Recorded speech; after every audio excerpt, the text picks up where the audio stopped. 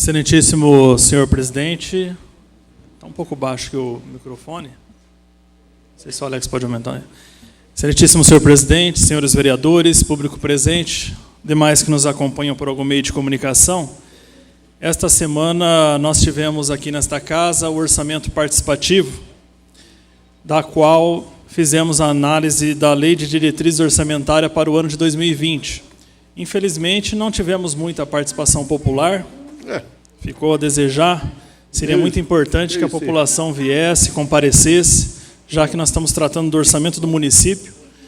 E, com certeza, temos diversas críticas, né, ao próprio administração do orçamento, mas importante seria que a população tivesse presente, as entidades de classe, a própria Prefeitura Municipal, tivesse encaminhando um responsável para fazer aqui as explanações com relação ao orçamento.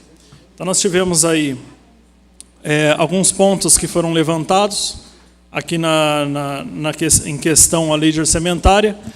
Uma delas, a questão do copia e cola anual, que nós já levantamos no ano anterior, de que a Prefeitura deveria acoplar ao seu sistema uma nova formatação do orçamento público, para que os vereadores pudessem estar acompanhando a execução orçamentária, o que é inviável e impossível a esta casa realizar esse tipo de avaliação, já que o registro não consta as metas. Tá vendo?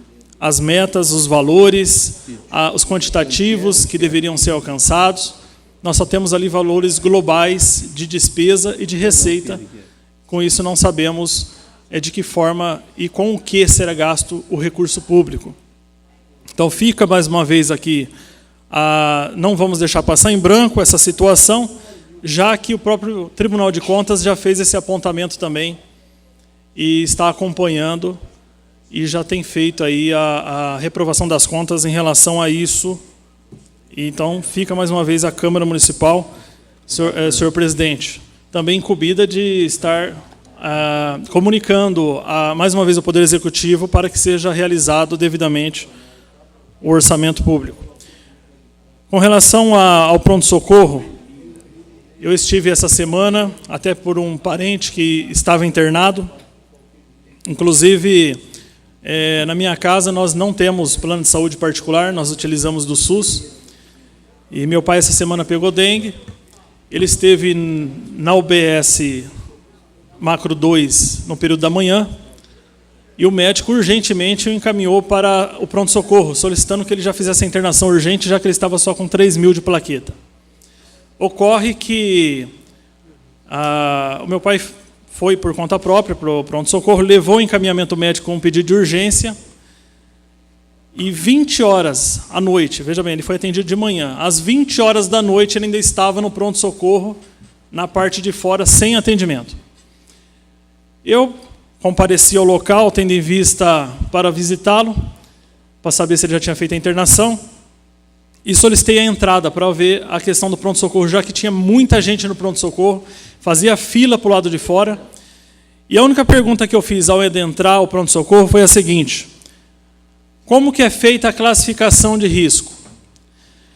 Primeiro, com questão às pessoas que já são aposentadas, no caso dele, idoso. Nós temos a lei do idoso que dá preferência em atendimento. Mas vamos dizer que isso na preferência de idoso, mas tem a lei de deficiência, tem outras diversas leis. E a preferência com relação à emergência, no caso ele estava com 3.000 de plaqueta. Não souberam me informar, tanto a enfermeira de plantão, quanto o pessoal da equipe da recepção, não souberam informar qual o momento que o meu pai seria atendido. Até fizeram questão que ele entrasse, eu falei, não, ele não vai entrar, ele vai seguir a ordem, eu só quero saber qual que é a ordem. Qual é a ordem que as pessoas estão sendo atendidas aqui no pronto-socorro? Não tem nenhum tipo de classificação. E a população que fica ali fora, totalmente sem noção do que está acontecendo lá dentro. O horário que eu estive, também estavam se fazendo a passagem de serviço às 19 horas.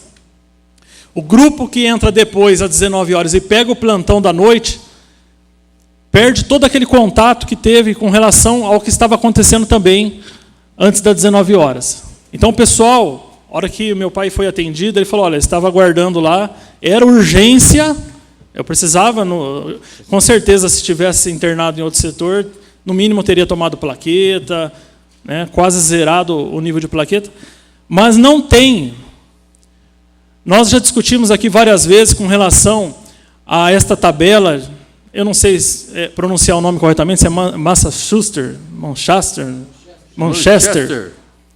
Essa classificação de risco, eu perguntei também dentro dessa classificação, vamos tirar a lei de preferência de idoso, lei de deficiente, não tem. Infelizmente, eu liguei para o secretário de saúde falando dessa situação, encontrei alguns vereadores, também não vou citar o nome, mas que disseram assim, infelizmente, nós perdemos essa guerra.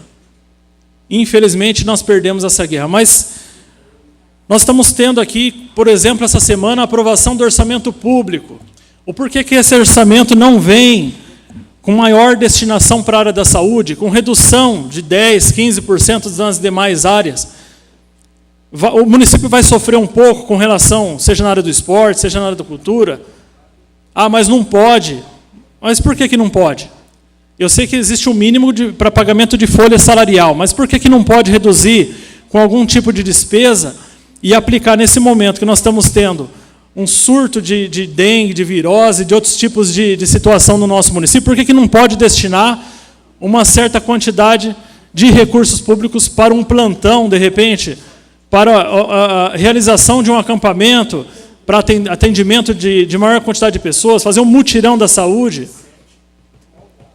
Por que até hoje não foi solicitado? Porque isso não é função do vereador. O vereador cobra, o vereador ajuda a fazer o orçamento, aprova aqui o orçamento, mas por que o Poder Executivo não vai lá e executa? Fica só na fantasia de que vai fazer, de que algum dia vai tomar algum tipo de atitude. Qual que é o problema? É o voto? Porque vamos perder votos se tirar recursos de outro setor? Então, é lamentável, mais uma vez, o que está acontecendo, não somente com as fiscalizações que nós já temos feito naquela área, porque nós falamos aqui toda segunda-feira da mesma situação. Não é porque meu pai esteve lá internado, porque toda semana nós discutimos aqui a mesma situação em relação a todas as pessoas. E não teve preferência de atendimento. Foi internado às 11 horas da noite. Então, é lamentável que venha ocorrendo, senhor presidente. Para concluir, nós temos uma questão de sindicância na ambulância, que vem correndo já há algum tempo, e o Ministério Público está levando o caso para si com relação a desvio de verbas públicas. Nós já falamos isso anteriormente, já ano passado, retrasado, teve funcionário que teve desvio de verba pública, passou por sindicância, a sindicância foi arquivada, foi feito o parecer por autoridades incompetentes.